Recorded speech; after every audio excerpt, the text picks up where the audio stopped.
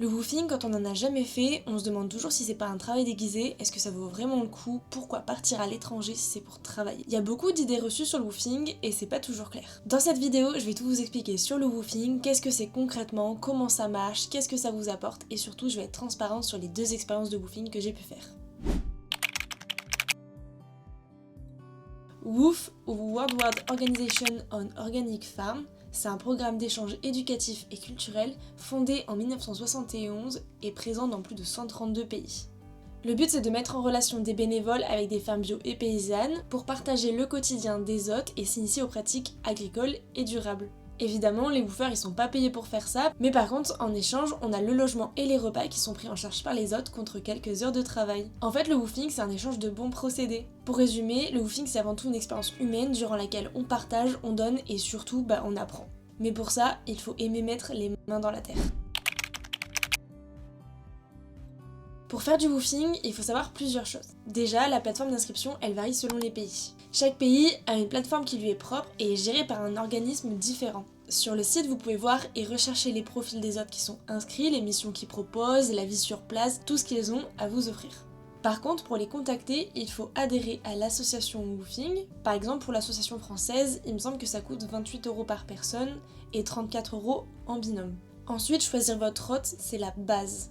Sélectionnez bien les missions qui vous intéressent. Si vous avez envie de faire de l'agriculture, de l'élevage, du maraîchage, c'est totalement différent. Ça va pas du tout être les mêmes missions en fonction du type de mission d'agriculture que vous voulez faire. Et donc ça, sur le site, vous pouvez faire votre recherche en fonction du type de mission que vous avez envie de réaliser. Au préalable, faites une présélection des domaines qui vous intéressent en utilisant les filtres, parce que si vous vous retrouvez dans un domaine qui ne vous plaît pas, ça va gâcher toute votre expérience de woofing. Et ça vous évitera de stopper votre séjour en plein milieu, donc ça sera moins embêtant pour vous, mais aussi pour votre hôte. Et c'est pareil pour le mode de vie. Certains hôtes proposent un hébergement en dur, mais d'autres proposent des hébergements en tente. Et c'est pas le même niveau de confort, tout le monde n'a pas envie d'être dans une tente. Donc c'est hyper important de bien se renseigner au préalable sur tous les critères que propose l'hôte pour votre séjour. En fait, la base, c'est de se renseigner un minimum avant de partir, donc d'échanger énormément avec l'autre avec lequel vous allez vivre, parce que vous allez clairement vivre chez lui pendant 1 semaine, 2 semaines, 1 mois ou plus. Donc c'est hyper important d'échanger avec la personne avec laquelle vous allez partager tout ça. Donc avant d'arriver sur place, parlez avec lui, ça vous évitera des mauvaises surprises. Aussi, il y a une autre chose sur laquelle j'avais pas du tout fait attention pendant mon premier woofing, c'est la durée de travail. Le woofing, c'est du bénévolat, on n'est pas des salariés cachés. Alors on n'est pas censé travailler plus d'une demi-journée par jour et 5 jours par semaine. Et c'est hyper important de mettre ça au clair avant de partir. Parce que c'est ça le woofing, c'est aussi voyager, découvrir le pays, la destination dans lequel vous êtes, tout en travaillant et en partageant cette expérience avec votre hôte. C'est aussi important de sélectionner la bonne durée du voyage. Parce que certaines personnes acceptent de faire 1 semaine, comme d'autres c'est 1 mois minimum. Le temps de vraiment vous apprendre concrètement le métier, les bases, tout ça, en 1 semaine, pour certains ça peut être très court. Et votre expérience sera pas la même si vous partez 2 mois comme un week-end, clairement. En 2 mois, vous aurez le temps de vous approprier le travail, apprendre vraiment les gestes, partager vraiment un quotidien avec votre hôte. Alors qu'en un week-end, clairement, c'est de la location. Sur place, vous vivez au rythme de votre hôte. En fait, il faut le voir un peu comme un enseignant, mais en beaucoup plus cool, avec qui vous partagez vraiment tout. Il va vous enseigner son travail, ses techniques, les gestes à faire, il va vous apprendre énormément de choses et en même temps le soir vous vous retrouverez pour le repas, vous vivez chez lui, vous partagez votre salle de bain, vraiment ça va devenir un compagnon de vie en fait. En règle générale, on travaille 4 heures par jour, principalement le matin.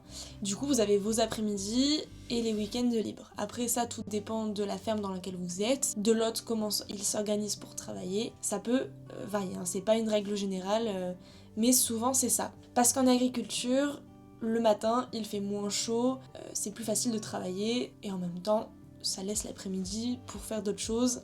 Donc c'est plutôt pas mal comme rythme. Comme le woofing, c'est quasiment que de l'agriculture, vous pouvez avoir des missions très variées. Tout dépend de la ferme dans laquelle vous êtes. Ça peut être du désherbage, de la récolte, du rempotage, du bricolage, du nourrissage si vous êtes dans un élevage.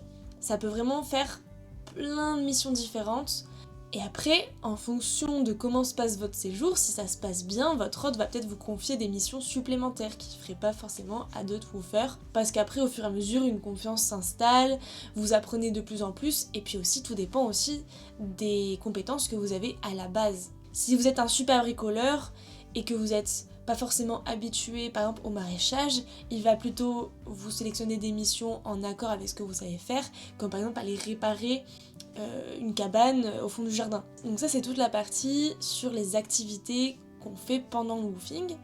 Et après il y a tout le temps libre que vous avez. C'est aussi ça, c'est pas un travail, vous avez du temps libre. Pendant votre temps libre, vous pouvez très bien partir en vadrouille à l'autre bout du woofing, comme rester sur la propriété, lire un bouquin, c'est vous qui voyez. À savoir que la plupart du temps, de mes expériences que j'ai eues et de ce que j'ai entendu comme autre retour de woofing, les fermes, elles sont souvent éloignées de toute activité, de la ville. Il n'y a pas grand chose à faire, il faut prendre des bus s'il y en a, ou avoir un moyen de locomotion. Certains peuvent vous prêter une voiture, pour d'autres c'est vraiment pas le cas. À la limite un vélo, et encore. Donc il faut aussi aimer faire des activités sur place, ou alors des balades, si c'est possible, mais des fois c'est vraiment rester sur la propriété, c'est vraiment de la déconnexion. Donc c'est un mode de vie assez particulier, il faut aimer ça et c'est pas fait pour tout le monde. Après des fois, si vous tombez sur des très bons hôtes avec qui vous entendez super bien, eh ben, ils peuvent très bien vous amener découvrir leur région, le coin autour de chez eux, faire des activités ensemble, ça arrive. En fait, humainement parlant, ça peut être hyper enrichissant selon sur qui vous tombez. Ensuite, question pratique, pour le logement et les repas, comment ça fonctionne? En fait, la plupart du temps, vous allez avoir soit une chambre chez l'hôte, donc dans sa maison, ou sinon un logement indépendant avec cuisine, salle de bain privée. Personnellement, j'ai eu les deux cas. Par contre, faut pas être trop douillé, chercher beaucoup de confort, ça peut être vraiment très sommaire. La première fois, on était dans une maison perdue dans les montagnes, où on captait très mal. Faut pas avoir envie d'être dans un hôtel de luxe, quoi. Pour les repas, ça va dépendre de votre hôte. Soit vous pouvez cuisiner et manger ensemble midi et soir, soit ça peut être juste le soir. Et alors dans ces cas-là, il vous fournira les ingrédients pour cuisiner. Ça, en fait, toutes ces informations, elles sont précisées sur son profil. Pareil pour savoir si les repas sont végétariens ou omnivores. Tout est précisé sur le profil, il y a juste à communiquer avec lui. Le woofing, c'est une expérience géniale, mais c'est pas fait pour tout le monde. Il faut aimer vivre simplement, travailler en nature, se salir les mains, se lever tôt. C'est mieux si vous êtes quelqu'un de manuel, assez physique, car franchement, travailler dans l'agriculture, c'est pas si facile. Dans mon dernier woofing, avec mon ami, on se couchait à 21h30 parce qu'on était épuisés. Et par contre, du coup, on se levait à 6h, ce qui a été plutôt pratique pour commencer la journée tôt. Je le déconseille vraiment aux gens qui voient le woofing comme une manière de voyager gratuitement. C'est pas du tout ça. Évidemment, c'est à prendre en compte, le budget est largement plus bas qu'un voyage classique, mais le woofing c'est avant tout une expérience humaine et pas juste un voyage gratos. Et est-ce que le woofing c'est faisable seul? Mais totalement. J'ai même envie de dire que c'est l'occasion idéale pour oser partir seul. Vous êtes encadré, en immersion dans une famille, franchement je trouve que c'est idéal pour tenter le voyage solo. En plus parfois, certains hôtes accueillent plusieurs woofers en même temps venus du monde entier, donc c'est vraiment l'occasion de rencontrer des gens, vous faire des amis, des connaissances et partager l'expérience ensemble. C'est ce qui m'est arrivé pendant la première expérience de woofing et c'était juste super de rencontrer des gens du monde entier.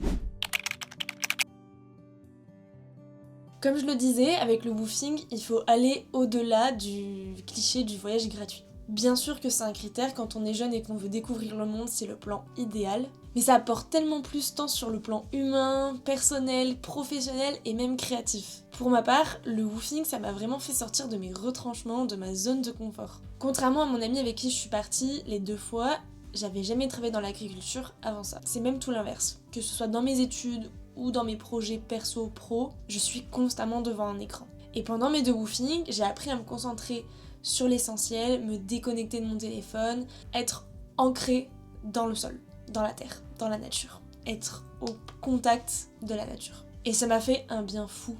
Ça m'a permis de me reconcentrer sur mes projets, de ce que j'ai envie d'en faire de ma vie, d'exprimer ma créativité et de me lancer dans plein d'idées, de projets, même à juste discuter en fait pendant des heures avec mon ami, avec les hôtes et tout. Ma première expérience de woofing, c'était tout sauf du woofing, concrètement. C'était pendant l'été 2022, à Chypre. On était dans un restaurant-bar qui organise des concerts, des événements, qui accueille aussi des gens en camping. C'est vraiment un lieu à part. Donc déjà, c'était pas une ferme. Je pense qu'ils étaient sur la plateforme de Woofing parce qu'ils ont une petite parcelle de culture et du coup, on a été amené quelquefois à récolter des fruits et légumes ou à arroser, mais franchement, c'était 2% des missions qu'on a faites. Nous, ce qu'on faisait, c'était de l'aide en cuisine, de l'aide au bar, du nettoyage, globalement. Je pense que j'ai plus passé de temps à même nettoyer les toilettes qu'à être au bar, pour être tout à fait honnête. Et sur le moment, on s'est pas forcément rendu compte. Je pense que c'était notre première expérience, on était jeunes, donc on n'a pas vraiment osé le dire, et puis on s'est pas forcément rendu compte aussi de suite. C'est surtout avec le recul. Mais on s'est clairement fait arnaquer niveau travail. Durant 1 mois, on est parti 1 mois là-bas, on a eu droit à seulement 2 fois 2 jours consécutifs dans le mois.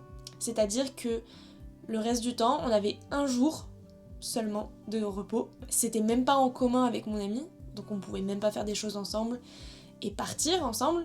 Et nos horaires de travail pendant la journée, c'était vraiment plus que 4 heures ou 5 heures. On passait notre vie au restaurant. On était tout le temps là-bas. Et c'est pas normal, hein. C'est pas ça le principe du woofing à la base. Mais sur le moment, on s'est pas rendu compte parce qu'en dehors de ça, humainement parlant, c'était juste incroyable. Mais vraiment, incroyable. Donc j'étais partie avec mon ami, mais là-bas, sur place, on était plein de woofers. On était plein. Ça venait, ça partait. Il y a eu des gens du monde entier. On a eu une américaine qui est restée tout du long avec nous, une anglaise, beaucoup de français, mais finalement c'était tout aussi enrichissant. Et puis la famille en fait sur place, une famille soudée qui nous ont vraiment accueillis comme si on était des membres de leur famille à part entière.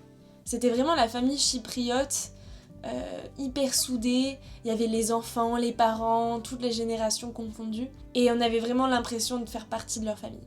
Et comme c'était un restaurant, on mangeait hyper bien. On a appris les recettes, on a appris un peu à parler un petit peu grec. En 1 mois, on a eu le temps d'en apprendre des choses. Aussi, la particularité, c'était que la cuisinière qui était la maman, elle parlait pas anglais. Donc en fait, notre seul moyen de se comprendre, c'était avec quelques mots de grec qu'on connaissait rapidement, vite fait, et surtout avec le langage des signes, quoi. Donc c'était à base de ça, couper, ou verser dedans, enfin... C'était génial, c'était chercher à communiquer dans une langue qu'on connaît pas et à se comprendre mutuellement. Et du coup, c'était vachement dans le regard aussi, dans le toucher, c'était un tout nouveau type de communication. Et c'était super. Et du coup, comme c'était un restaurant aussi, on était très ancrés dans la culture chypriote. Ils organisaient des concerts, toute la famille chantait. Tous les soirs, quasiment, on avait droit à de la musique, on dansait tous ensemble. À la fin, on connaissait les chansons. C'était vraiment des moments marquants, des moments de partage. Et c'est surtout ça que j'en ai retenu en fait dans ce woofing-là. En fait, tous ces moments-là, ils sont venus combler tout le travail qu'on faisait en trop. Parce que c'était des moments magiques qu'on vivait tous ensemble, des moments de partage. Et c'était justement ça qu'on était venus chercher aussi. Les adieux ont même été très très difficiles. Parce qu'on est quand même resté 1 mois chez eux. Donc en 1 mois, tu tisses du lien, que ce soit avec les woofers ou avec les hôtes. Donc c'était très compliqué de leur dire au revoir. On avait vraiment gardé que le positif en fait de cette expérience. Je sais même pas s'ils s'en rendaient compte au final qu'ils nous faisaient faire beaucoup plus d'heures qu'on était censé faire. Je sais même pas si les autres woofers s'en rendaient compte. Aujourd'hui, avec mon expérience en plus, je pense que j'hésiterai pas à leur dire. Et puis cette année, j'ai fait mon 2e woofing et cette fois, ça correspondait à 100% à ce qu'on attendait de cette expérience. C'était en décembre, à La Réunion, on était dans une pépinière perchée sur les hauteurs de l'île à 1000 mètres d'altitude.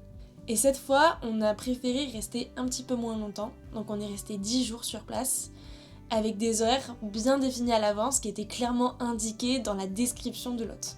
Et ça, c'était super, c'était pile ce qu'il nous fallait. On savait où on mettait les pieds. Et ça, c'est ce qui nous a plu direct. Cette fois, c'était vraiment du pur woofing dans l'agriculture. On a fait du rempotage, du repiquage, du désherbage, on a tamisé la terre. J'ai passé la tondeuse sur toute la parcelle. Chaque jour, c'était des missions hyper variées. C'était pas du tout lassant.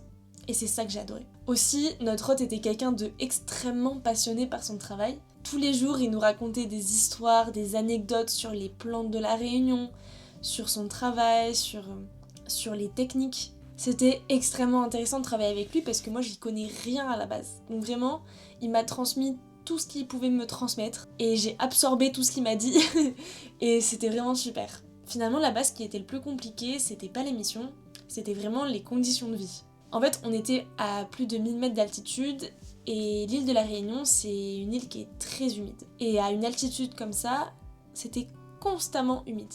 On avait très très peu de soleil, beaucoup de pluie l'après-midi, le soleil le matin, puis ça se couvrait immédiatement.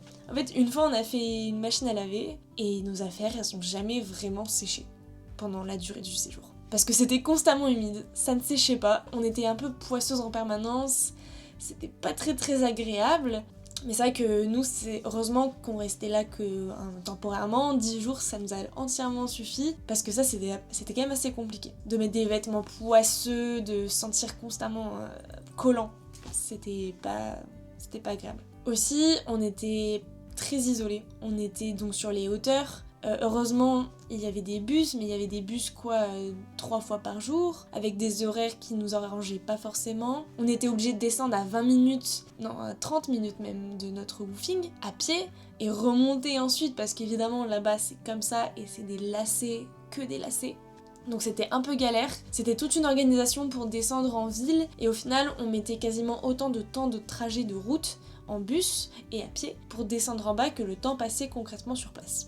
Donc on n'y a pas été très souvent, on y a été peut-être 3 fois et le reste du temps on restait là-haut sur place, donc surtout quand il pleuvait et puis ça captait très très mal, donc c'était vraiment de la déconnexion. Là c'était de la pure déconnexion, mais c'était aussi bien, c'était une manière de faire d'autres activités, on a fait des jeux, on a discuté tout simplement et c'était aussi très très bien. Mais du coup il faut aimer être éloigné de tout quoi.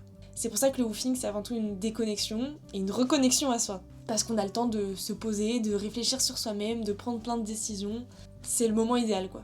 Donc mes 2 expériences, elles étaient très différentes, mais au final, je trouve qu'elles se complètent plutôt bien. À Chypre, c'était surtout le côté humain qui m'a marqué, avec les rencontres de la famille, des autres woofers, du partage qu'on a eu et des moments qu'on a vécu tous ensemble. Alors que le deuxième woofing, c'est vraiment le côté travail et agriculture qui m'a vraiment marqué. On a vraiment été utile, on nous a apporté des choses, des gestes, des techniques, du savoir-faire, et c'est pile ce qu'on recherchait.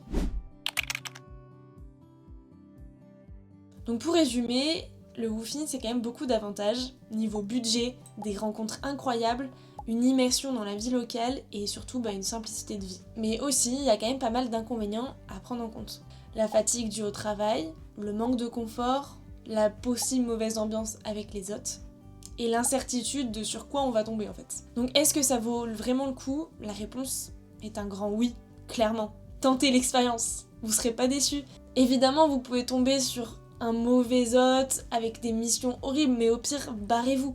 Vous avez cette possibilité, vous n'êtes pas emprisonné dans le woofing. A l'inverse, vous pouvez vivre une expérience juste incroyable qui va vous faire découvrir un nouveau métier. Ça se trouve, ça va devenir votre passion, vous allez alors avoir envie d'en faire votre métier en rentrant chez vous. Ça peut vraiment être un déclic, le woofing. Il faut oser sortir de sa zone de confort, il faut oser partir, il faut oser tester des choses. Ça va en apprendre beaucoup sur vous-même et sur les autres. Et je trouve que c'est la plus belle façon de voyager, au plus près des habitants. Parce qu'un voyage, c'est pas juste visiter un pays, une destination, une région, c'est aussi découvrir les gens qui y habitent, qui façonnent cet endroit, et leur culture. Donc oui, je recommande à toutes les âmes voyageurs de tester le woofing. Évidemment, ça plaira pas à tout le monde. Si vous tombez sur une mission horrible, désolé pour vous, mais ça vaut le coup d'être essayé, car vous tomberez tout simplement peut-être sur l'expérience de votre vie.